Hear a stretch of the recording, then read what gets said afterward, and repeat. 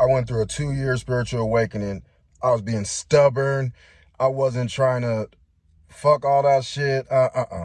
And, looking back, all it did was going through this spiritual awakening. I learned how to accept the fact that I have absolutely zero control over anything in this world other than the 6-inch space between my ears. Because I opened a multi-million-dollar construction company, me and my best friend since we were 12.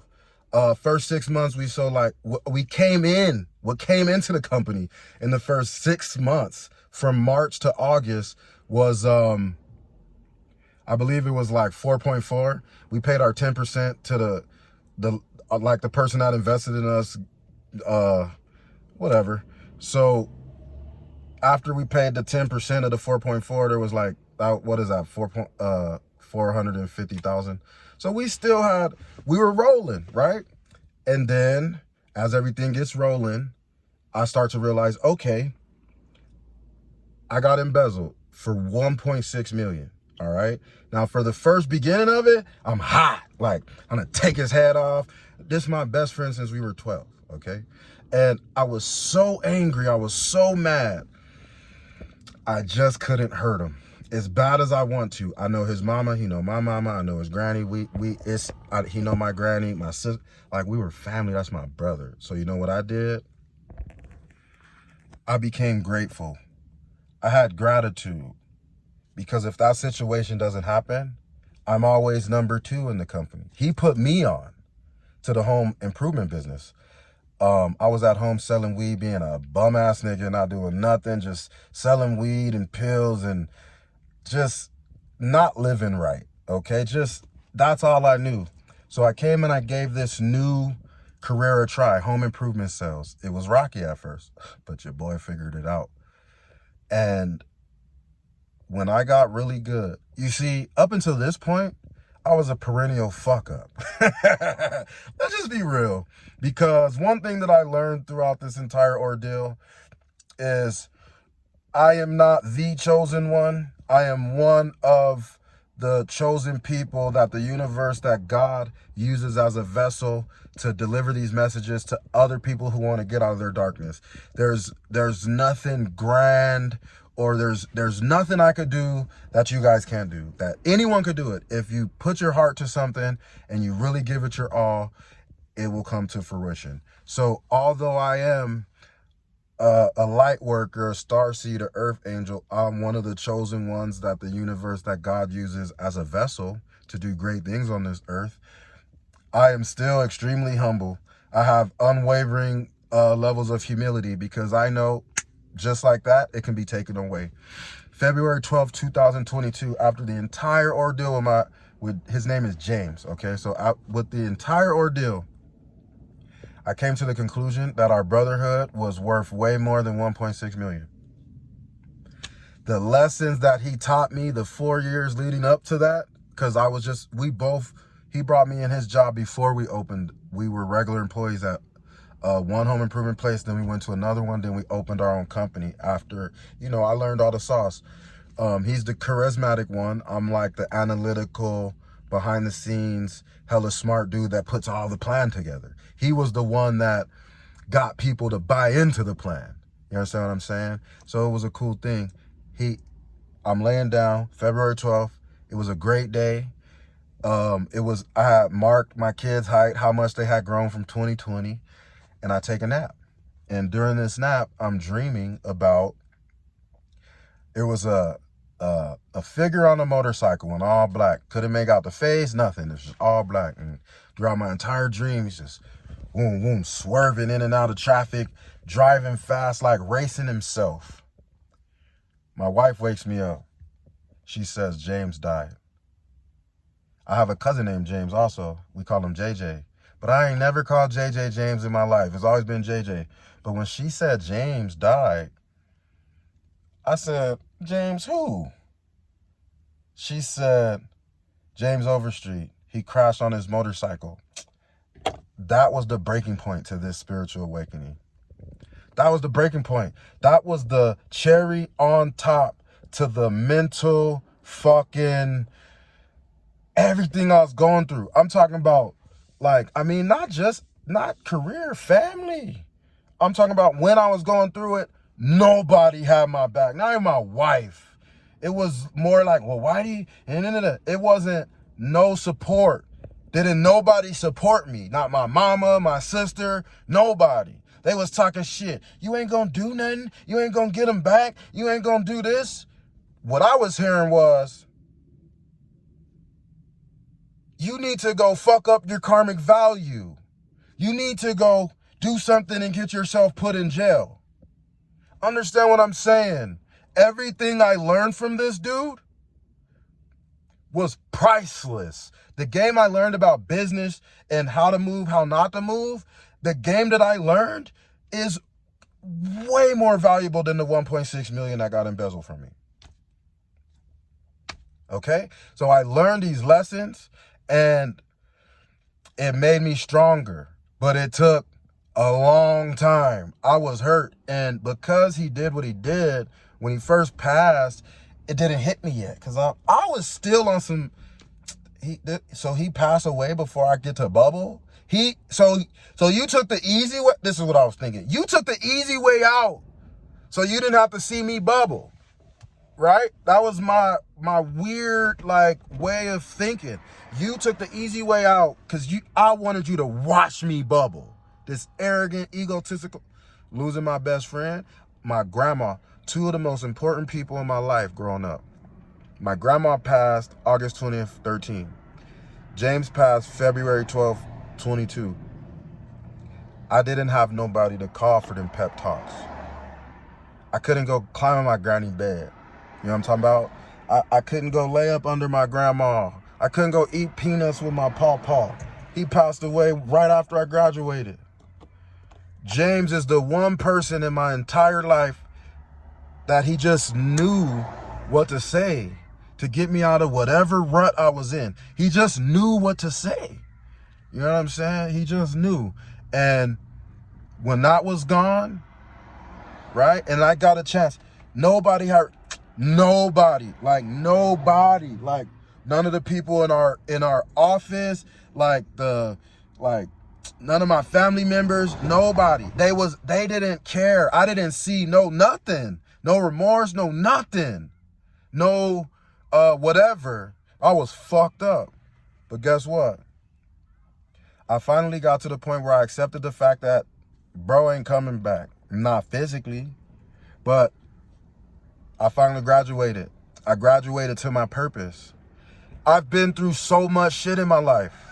At 5 months, the cord was wrapped around my neck. They told my mom, we gonna have to get rid of him if you wanna live. That wasn't God's plan, because my mom was like, man, fuck that. I'll die about having mine. Long story short, whatever they did, I made it 2 more months. I was born at 7 months, like 2 months and a week early. I probably should have been born on like September, the last week of September, the last week of September or the first week of October. I was born on July 26th. When you understand, I was born on July 26th. James passed away 2/12/2022. One day I'm just laying there, and the night before I prayed my ass off. I'm talking about, I prayed my ass off. I was crying to the universe. I surrender. I don't have no control, nothing. I don't want to have control over other people. It's hard enough trying to control myself. It's so hard enough trying to control myself. I did not want to control anybody else. I 100% surrendered. The next day I woke up and the universe put it on my mind. The universe was like, man, go add up the numbers on the day James died. 2/12/22 equals 11. I'm like, holy shit. It didn't, I'm like, okay. I had already added my birthday up a long time ago, life path, like years ago, and it said I was a life path number 11. I did a little bit of research. I poo-pooed it. I didn't think nothing of it. So fast forward, I add his death date up, it equaled 11. My son, King, we found out he was born. We found out she was pregnant with him 11 days after my grandma passed. That's my son, King. His birthday is 11 days after her birthday. So then I started realizing, it hit me, bro, you really are Master 11. At first, I didn't think I was worthy enough. What? Get this shit out of here. But a part of me was like, they have always called me an old soul. I am extremely introverted. All of that, everything it described, it was me. I still was like, nah, like I didn't really believe. And then I went through this trauma. And then I had to start healing my childhood trauma. That's for another time. This is strictly about this spiritual awakening. So I figured out I'm a Master 11. That's my life path. And I understand why I'm so sensitive. My vibrations are so much higher. People with master numbers, life paths, their vibrations are so much stronger. So when I'm hurt, I'm really hurt. When I love, I really love hard. If I'm loyal to you, don't fuck it up.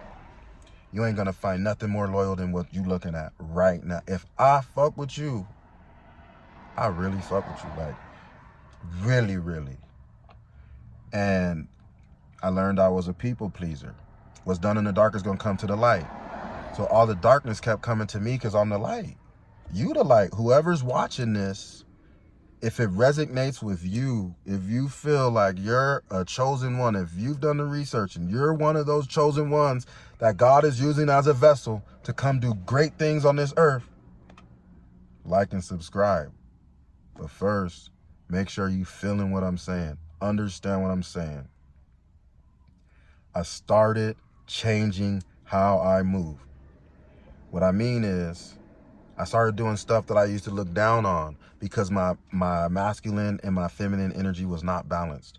So I used to, the woman clean and all this. And so what I did was I took on the responsibilities of the shit my wife was doing. It's a double-edged sword, let me express. So I did that, for one, to keep my mind away. The laundry, doing the laundry, folding clothes, that shit was like therapeutic for me. Ironing my kids' clothes, getting them ready for school. I learned that I was loved because I had a hard time believing I was loved. You know who I was loved by? My children. Making their lunch every day, taking them to school, picking them up, parent-teacher conference, award ceremonies. That shit gave me the inner strength that I needed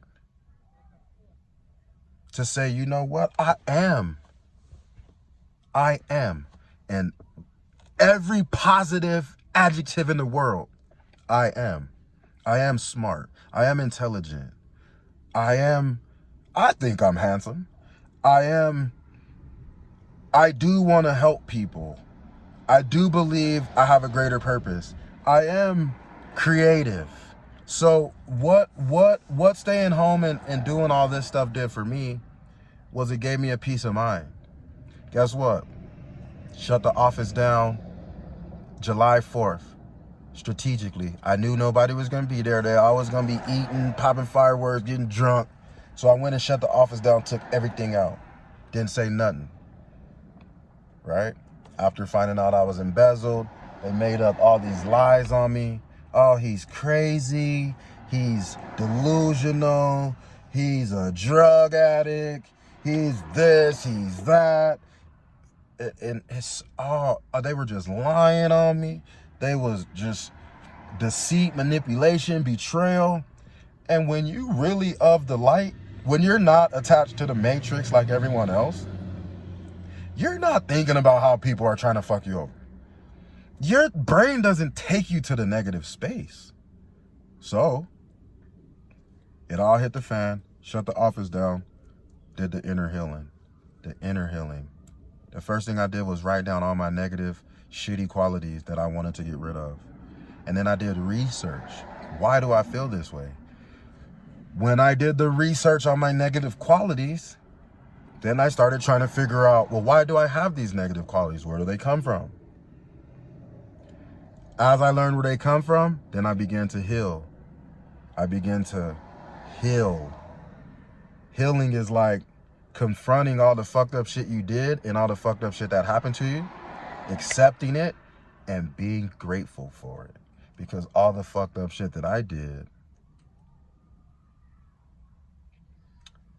made me realize that this is some shady shit I'm doing. Like, just not living right, just not treating people right, and just being just being an unsavory character at times. And it was always out of the need to survive. Like, I never just woke up one day and was like, I want to fuck people over. However, that's no excuse. So I read one thing and said, God does not judge you on stuff you had to do to survive. That was one of the most important things I had to learn in my life. Because there were so many times that I did something that I deemed was fucked up, but it was strictly out of survival. Like, if I don't go hit this lick, we ain't gonna eat. So I had to go hit the lick so we could eat. That's what I thought. God said, don't beat yourself up over the stuff that you had to do to survive. And that hit me different, right? So I'm working. So now I'm, okay, one of the things I want to do is let me look at successful people and see where their mind frame is. Watching an interview with Jay-Z on Kevin Hart's show, he said something that was so profound to me. Y'all might have heard it. I never heard it. He said, the first thing you got to understand is things don't happen to you. They happen for you. I said, ding, ding, ding, ding, ding, ding, ding. It resonated. Oh, that's why. Hold on. Okay, that's why God slammed that door in my face. And that's why every time I try to go back through that motherfucker, he slammed it in my face harder. Because it's not happening to me. All the manipulation and betrayal is happening for me. So I can release this toxicity, the energy, so I can release these people, places, and things that do not serve me. And it hurt. It hurt. It hurt on such a level that you realize I have to have my emotions in check, because I cannot allow anyone or anything to make me feel like this ever again. I did the work. Do the work. About yourself, though, right? It doesn't matter about anyone else. It sure doesn't. It matters about you. They taught us from kids not to focus on ourselves. They said, don't be self-centered. Well, your universe should be at the center of yourself. You are the center of your universe. So yes, you should be self-centered. You should also be caring, kind, loving, and helpful, and all those great things, right? But if Jesus walked in chancletas with a cross on his back to his demise, knowing what his demise was, knowing he had enough power to stop this, knowing that I could snap my fingers and all this will go away. Bro didn't fight back. Bro didn't call nobody no bitch, no motherfucker, didn't go violent, didn't do nothing. You know what? I forgive you. Now I can't fuck with you no more. And your karma gonna be a motherfucker. But me personally, I forgive you. And I wish you nothing but to become the best version of yourself. That's what I picked up from the Jesus story, getting walked to his demise. Well, damn, if God let his only begotten son so that whoever believed in him shall not perish but have everlasting life. Well, who am I to get mad when somebody else does some fucked up shit to me? Because they didn't do it to me. They didn't do it to me. I'm not a victim. I'm not a victim. They didn't do shit to me. I grew from it. I didn't take no loss. I didn't lose 1.6. I didn't lose 1.6 million. Nah. That was that's what I paid for these lessons. Priceless. I learned $100 billion worth of game off 1.6 that got embezzled that I never actually got a chance to touch. I was eating. Yeah, we was eating. But I never got a chance to touch the lump sum. We was strategically gonna go the whole year and just let it go to the company, back to the company. And we was gonna put ourselves on a salary. This was my idea. Put ourselves on a modest salary, bro, a modest one. $2,500 a week. $2,500 a week is a modest salary. I was paying myself $2,500 a week because I know we're gonna keep selling and selling. And after 1 year, we're gonna see what we got. Okay, we got 6 million in this bitch. Okay, you take 1.5, I take 1.5, and we leave the 3 in the company. And we come see this shit again in 12 months. That wasn't God's plan. Sounded good to me. But what the fuck do I know? My plan versus God's plan doesn't stand a fucking chance. You dig what I'm saying? So, it happened that way. Do I miss my bro? Absolutely. Do I miss all the pain and betrayal and manipulation and fuck shit I went through? Absolutely not. Am I grateful for it? Absolutely, because you know why? I became a better man. I became more patient. I became more understanding. I became more forgiving. I became more loving. I became a better person, and it's not even close. Had to kill the ego. Because when you get played the way I did, what the ego, bro, what the hell do you have an ego? You kept walking yourself back into the situation that was not good for you. How do you have an ego when you don't even know what's good for you? You had no clue what's good for you. You have to submit to your higher power. And you have to take the signs that the universe gives you throughout the day, throughout life, and you have to apply them. Okay? Like and subscribe to this video. I won't stop. I'm going to keep putting videos out. It don't matter. I ain't trying to be all fancy. None of this shit is edited or scripted. It's off the dome because it's from the heart. I don't got to script nothing. Everything I say is off the dome. It's what I've been through. I ain't going to speak on nothing I ain't been through. Y'all stay safe, stay loved, stay blessed, and just have a beautiful day and enjoy your life and kiss them babies and hug them every day, 20, 30 times a day. Because 10, 20 years from now, they'll be much better people from the love they receive from you, the affection they receive from you, the guidance, the discipline. Give to your kids the same way you give chasing them women, chasing them dudes, chasing them the clout, trying to get likes. Give that attention to them babies. Stay tuned.